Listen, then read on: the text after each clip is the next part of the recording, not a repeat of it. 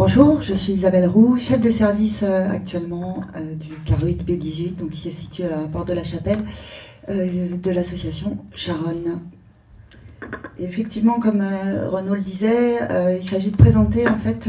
Alors, je vais partir d'une idée de départ qu'on a évidemment tous en tête et sans rentrer dans tout ce qu'a dit Renaud sur le militantisme, on est bien d'accord. C'est quand même d'avoir en tête tout au long de la présentation le fait que ce qui s'oppose à la réduction des risques, c'est, on en est d'accord, je crois, l'augmentation des risques.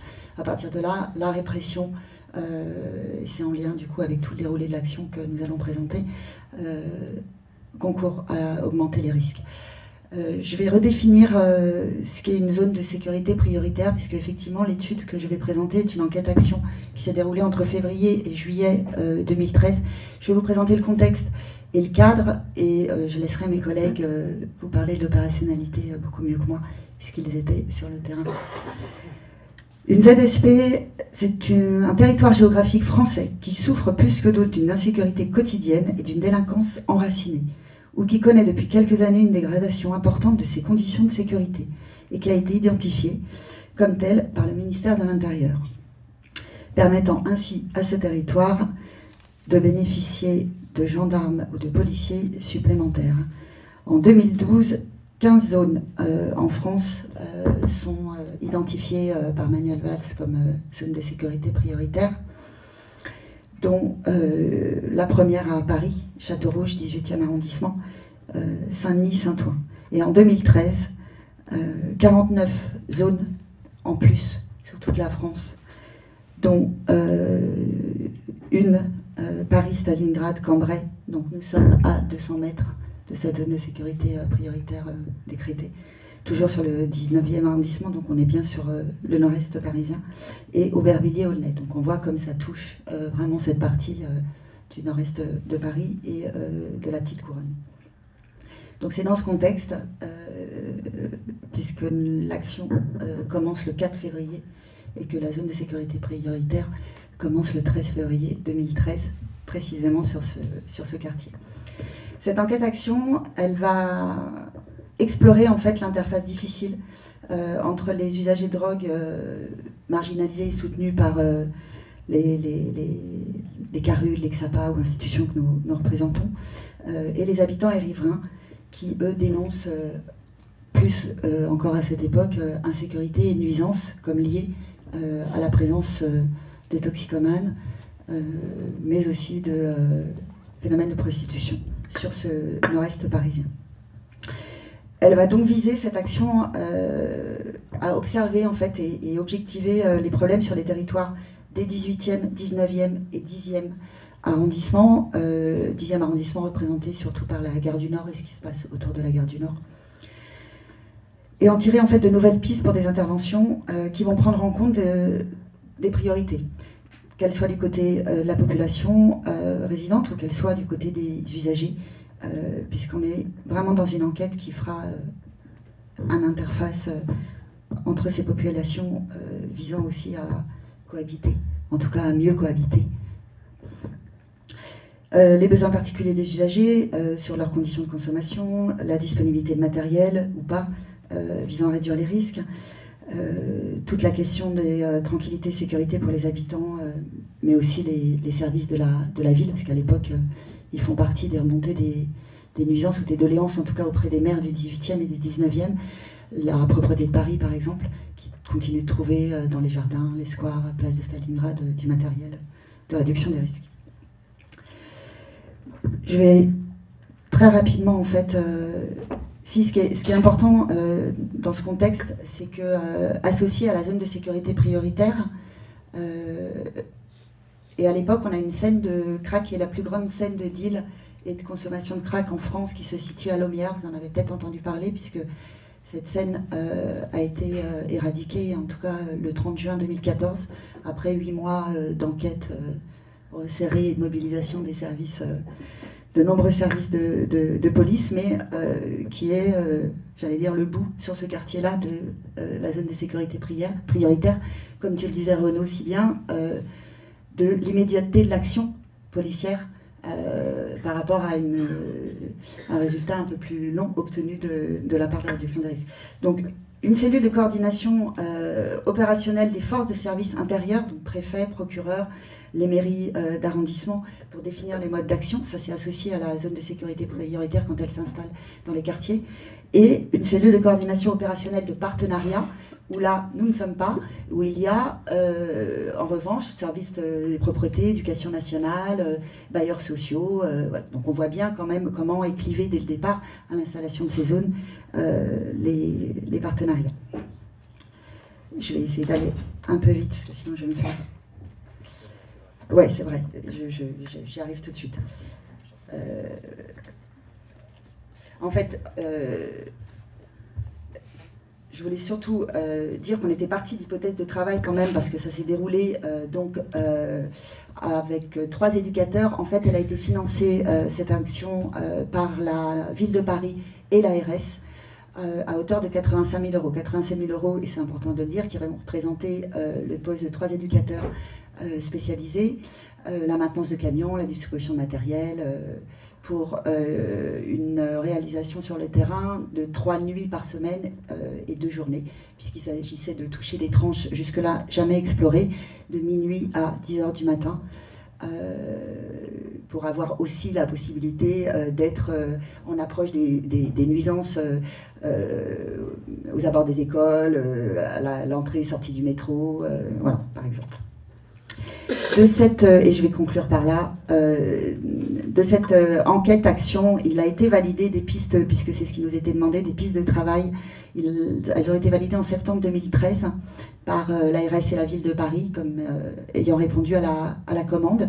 Il s'agissait d'être effectivement, en même temps qu'on menait l'action pendant la ZSP, une alternative au recours répressif. Et donc ces propositions de pistes, elles l'ont été sur, d'un côté, les actions de médiation et de communication auprès de la population, mais aussi auprès des services comme la police. Je tiens à dire qu'il y a eu une présentation depuis 1 an régulièrement au milieu spécialisé de la RDR, mais aussi au commissariat cité précédemment. Donc ils ont eu l'étude entre les mains avec les pistes de travail déjà réalisées pour certaines, comme par exemple création d'espaces d'échange entre les populations. On a beaucoup travaillé sur le aller vers, ça c'est la réduction des risques, mais sur le faire venir aussi. C'était important dans l'échange. Il ne suffit pas simplement d'aller vers même la population, mais de pouvoir aussi la faire venir pour améliorer la connaissance aussi des dispositifs. Sur le renforcement et la diversification des activités dans le cadre des missions ou des actions de la réduction des risques ou des CARUD par exemple, il y a eu la question des tranches horaires, il y a eu la question de pallier au manque de distribution de matériel pendant les week-ends. On travaille à l'heure actuelle sur un distributeur sur le même type que les distributeurs de seringues, distributeurs pour des pipes à crack, pour pallier à ce manque de distribution le week-end notamment, dans les amplifications d'horaires aussi, pour pouvoir faire que les usagers bénéficient de services, des dispositifs d'hébergement plus adaptés qui sont en cours d'expérimentation. La salle de consommation, je n'y reviendrai pas, mais cette étude et les pistes ont été un appui, évidemment, pendant tout le débat de l'année 2013, un appui à l'association Gaïa pour l'ouverture de la salle de consommation. Pardon. Et enfin, oui, développer, alors ça a été vraiment quelque chose, c'était développer le lien et la création de liens et l'accroche avec des publics qui forcément rencontraient la nuit, ne venaient pas sur les CARUD ou les XAPA en journée ou sur des services de droit commun, donc par des moyens d'accroche un peu différents, mobilité enfin les fibroscans mobiles, les dépistages ou analyses de drogue et testing qui ont été effectués et qui continuent de l'être. On l'espère encore en 2015 sur ces dispositifs fixes ou mobiles. Je vais laisser la parole à Gaëlle et Adeline, qui sont 2 donc, des 3 éducateurs qui ont mené l'action pendant 6 mois en 2013. Bonjour, alors moi je vais plus vous parler de cette intervention et de ce qu'on a pu voir auprès des usagers, et puis après je passerai la parole à Gaëlle qui parlera plus du côté médiation et relation avec, de proximité avec les riverains. Ce qui est important de dire, c'est que nous sommes intervenus principalement sur le terrain, donc dans le nord-est parisien, sur le 18 et le 19e arrondissement, en gros entre minuit et 6 heures du matin. Une première chose à dire, c'est que dans ce cadre-là, l'intervention sociale n'existe pas ou peu, et en tout cas, une intervention en réduction des risques, on ne connaissait pas. Donc c'était aussi important de voir qu'est-ce qui pouvait se passer à ces moments-là. Moment où les riverains, dans la rue, il y en a peu, mais en tout cas, les seules personnes présentes et encore plus renforcées à ce moment-là, ça a été la place de la répression. Voilà, donc comment nous, on pouvait intervenir en tant qu'équipe de réduction des risques, sachant que, vu la commande, on n'était pas uniquement là pour de la réduction des risques, on était là avant tout pour une observation et rendre des comptes. Nous, ce qu'on a pu voir dans un premier temps, c'est que malheureusement, la répression, elle implique et elle force avant tout à une certaine inefficacité, dans le sens où on est plus sur des jeux entre le chat et la souris, c'est-à-dire que, comme disaient Renaud et Isabelle, c'est ponctuel, c'est efficace, c'est sûr, parce que l'action, enfin, c'est visible, mais d'un autre côté, on attend qu'il soit parti et les choses reviennent à leur place.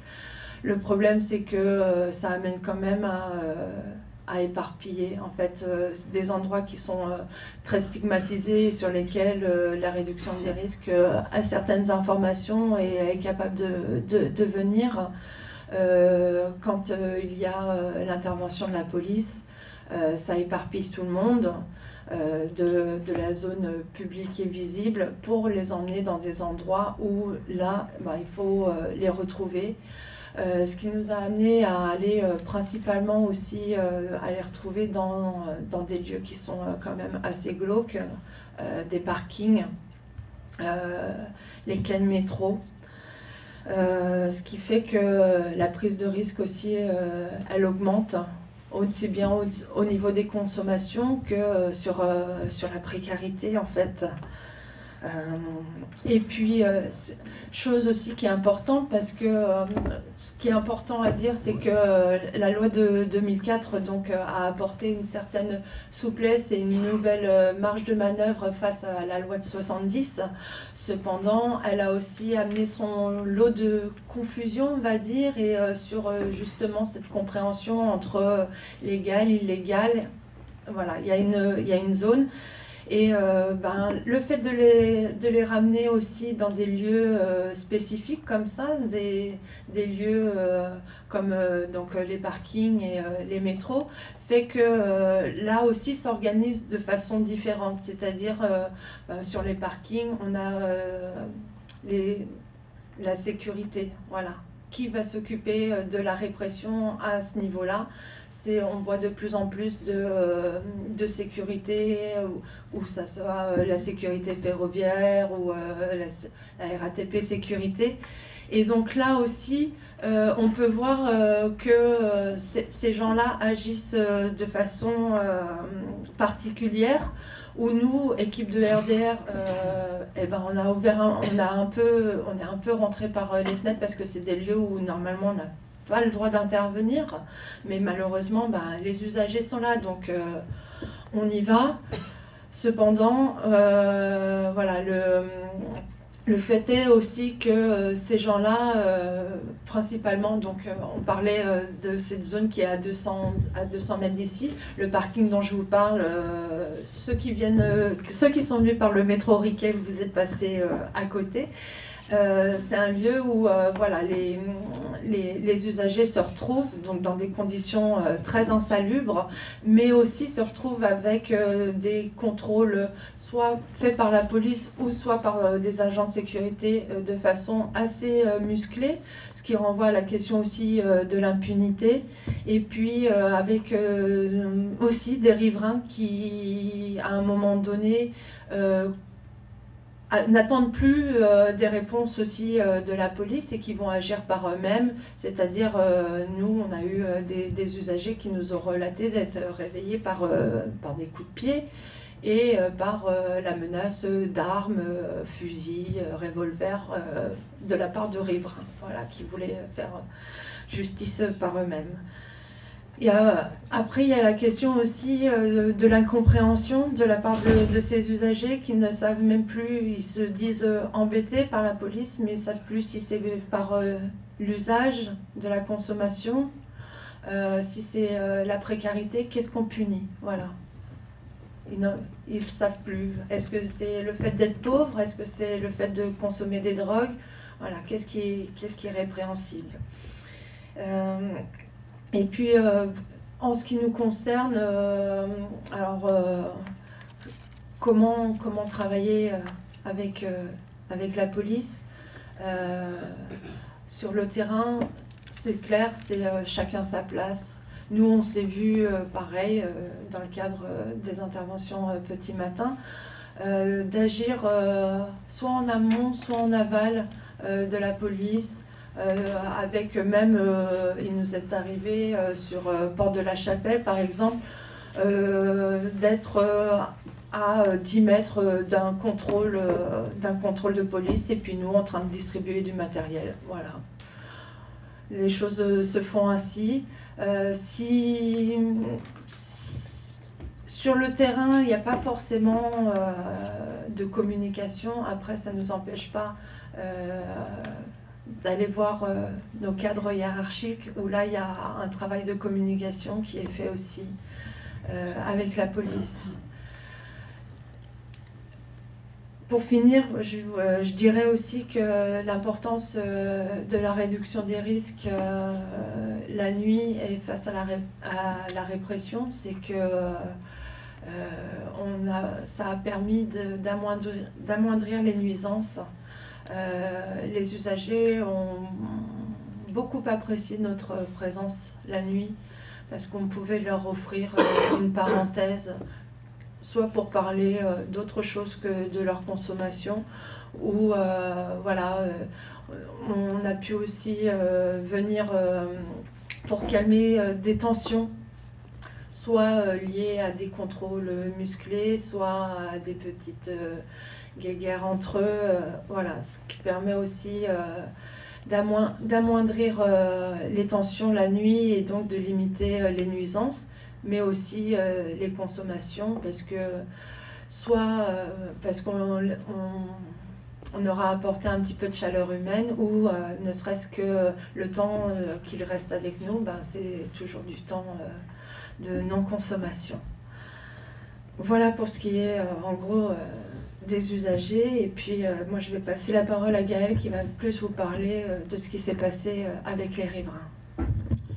Bonjour, donc Gaël. Juste pour rebondir sur ce que disait Adeline, l'impact aussi de la répression sur la RDR, elle est assez sournoise, dans le sens où, effectivement, comme Adeline le disait, il nous arrivait d'avoir des stationnements de véhicules de police derrière le camion, ce qui est effectivement court-circuité l'échange de matériel parce que les usagers ne venaient pas,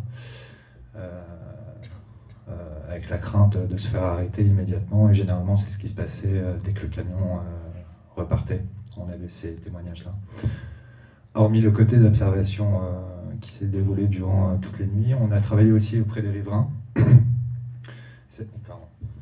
Ça a été relativement compliqué dans un premier temps, parce qu'il y a une espèce d'omerta due à cette répression, très présente dans le 18 et le 19e, très voyante, très visible, très bruyante surtout. On a travaillé tout d'abord avec l'aide d'un questionnaire que l'on distribuait aux professionnels, qu'on pouvait croiser nous pendant notre mission sur les coups de 6 h du matin, c'est-à-dire les premiers cafés qui s'ouvrent du côté de la place Stalingrad, qui est quand même un lieu de consommation et de deal assez importante. La voirie qui commence très tôt, 4h30, 5h du matin, principalement sur Lomière, qui à l'époque était effectivement le plus grand spot de deal et de consommation. On a fonctionné de la façon suivante, on essayait d'approcher ces personnes-là par le biais d'un questionnaire. C'est extrêmement compliqué de le récupérer par la suite. On a mis des jours et des jours et des jours et des jours à retourner voir les personnes en leur disant « Est-ce que vous avez rempli le questionnaire ? On n'a pas eu le temps, revenez demain. » Ça a été un peu, pas dire inefficace, mais on s'est rendu compte qu'on pouvait aller plus loin, d'où l'idée justement de ne plus distribuer le questionnaire, mais de prendre contact directement avec les riverains et de travailler ensemble sur ce questionnaire. Nous avions une liste de ce qu'on appelle d'habitants plaignants, qui se plaignaient d'intrusion, de nuisances sonores, de nuisances visuelles. Nuisances visuelles, c'est la mendicité, c'est le squat, c'est la consommation. Nuisances sonores, c'est les cris, les hurlements, pas forcément dus à la consommation de crack, mais principalement dus à la consommation d'alcool, et qui ne touchaient pas forcément les usagers de drogue, mais aussi bien des jeunes qui rentraient de bars ou de boîtes à 4-5 heures du matin et qui mettaient tout l'arrondissement en sursaut.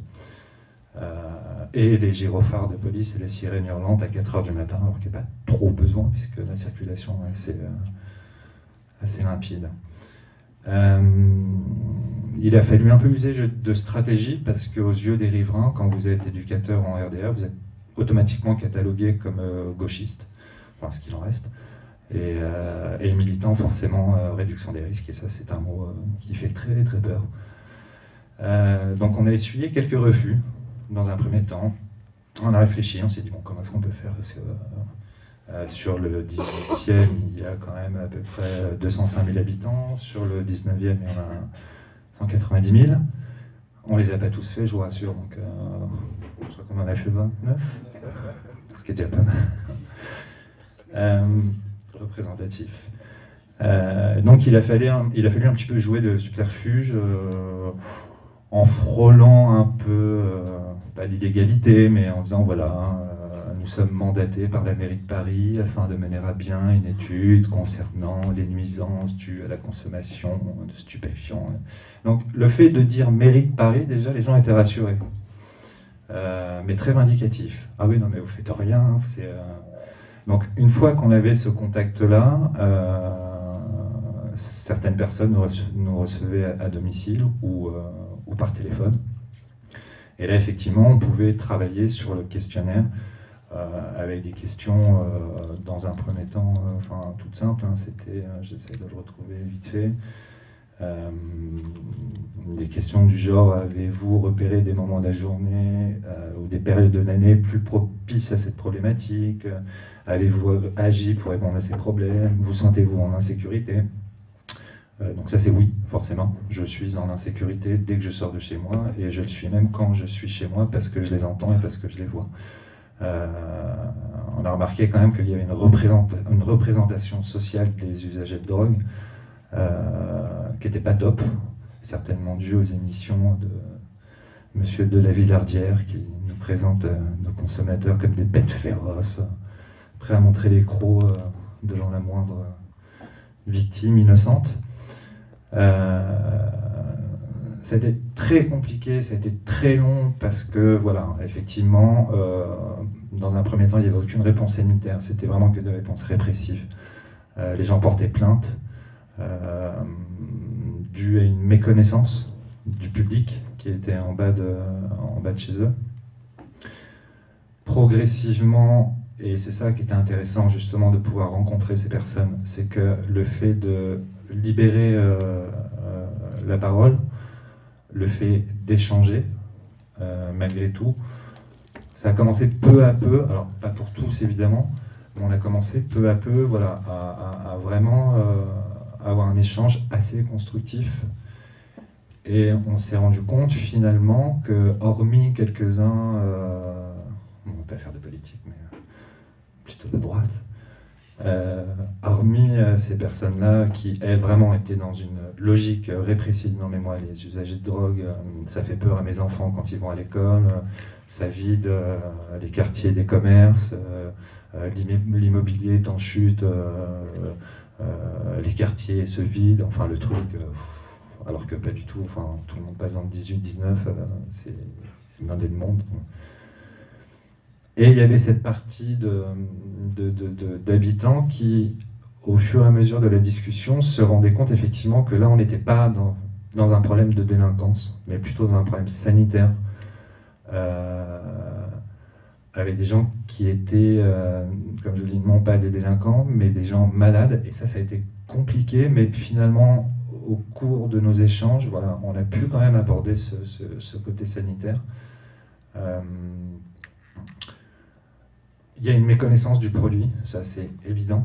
Le crack, pour eux, on ne sait pas trop ce que c'est. Bon, ça se fume, ça s'injecte. En tout cas, ça rend dingue. Ça rend agressif. Et c'est dangereux.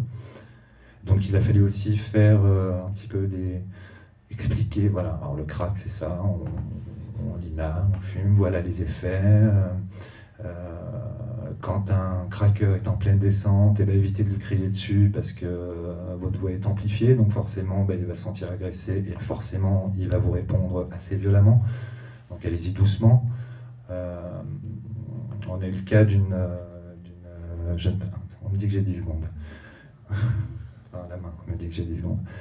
Le plus beau cas qu'on a pu avoir, c'est une jeune femme qui se plaignait de ne plus pouvoir prendre le métro sur la 12, Max Dormois, parce qu'effectivement, les quais étaient couverts d'usagers, il y avait du deal, il y avait du squat, et cette personne refusait de prendre le métro, quitte à faire quelques kilomètres en plus à pied pour aller dans une station plus calme. Elle craignait des débordements, elle craignait d'être jetée sur les voies en cas de bagarre, ce qui est le cas. Il ne faut pas non plus dire que c'est tout rose dans ce milieu-là. Oui, ils se tapent dessus, oui, ils se volent, oui, ils s'invectivent entre eux. Donc on peut effectivement comprendre la crainte que ça peut susciter pour quelqu'un qui ne connaît pas ce milieu-là. Donc le travail avec elle a été très intéressant, c'est qu'à un moment donné, je lui ai dit, bon, écoutez, ce qu'on va faire, c'est qu'on se retrouve à 19h, 20h, puis je vous emmène sur le quai de Max Dormois et je vous présente aux usagers qui seront là et qui étaient là. Elle a réfléchi, puis finalement elle m'a dit, bon, pourquoi pas. Et donc on est descendu sur le quai de Max Dormois, où là, effectivement, j'ai pu lui présenter des personnes par leur prénom qui ont pu, l'espace d'un court instant, leur raconter leur histoire. Et le fait justement de donner une identité à un peu ces fantômes, ces zombies qu'elle voyait errer, l'air complètement paumé, le fait de donner une identité aux craqueurs présents, ça leur a donné tout de suite une histoire à ses yeux et une existence. Et à partir de là, j'ai pu rester en contact 2-3 fois avec elle. Bon, elle est tombée dans le crack depuis, donc c'est horrible. Non, c'est pas vrai. Mais les 2-3 derniers contacts que j'ai pu avoir avec elle, c'est que non seulement elle prend le métro à Max Dormois, mais certains la reconnaissaient et venaient lui dire bonjour. À partir de là, le lien s'est tissé. Et si on arrive déjà à toucher une personne, ça veut dire que cette personne-là dira à sa voisine « Non, mais tu sais, finalement, ils ne sont pas si terribles que ça, il suffit peut-être d'aller les voir, d'aller leur parler. » Et je pense que la réduction des risques, c'est aussi ça. C'est donner la vie, donner une existence aux usagers et pour permettre une médiation entre riverains et usagers de drogue. Voilà.